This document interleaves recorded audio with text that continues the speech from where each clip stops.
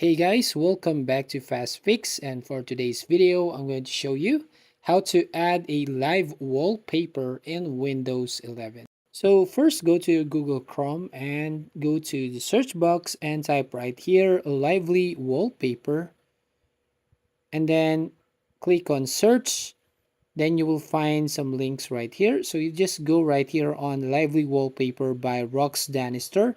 So click this one and you will go to the home page as you can see on your screen. So all you need to do is just download this application. So click this download. Then you have two options to download. You can get it from Microsoft or you can just get that installer. So for the example, I just get it from Microsoft, and then once you've done, you can now click this open.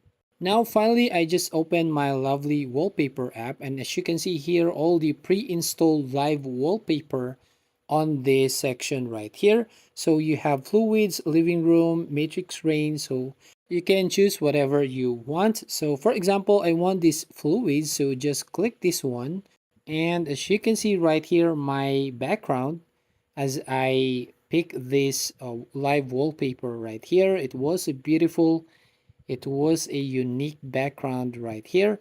So just as simple as that, you just download that lively wallpaper and you have all this pre-installed wallpaper that you choose from this application.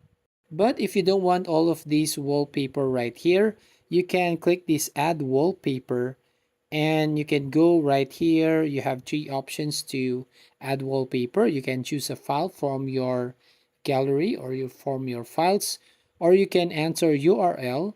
You can go to the YouTube and find some beautiful live wallpaper there and just copy the link right here.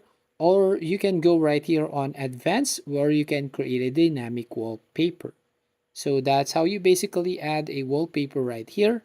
So you need to make sure if you enter a URL, you need to make sure that it was a complete URL and then paste it right away. Then you have also an options. If you click these three dots on the wallpaper that you choose, then go to customize.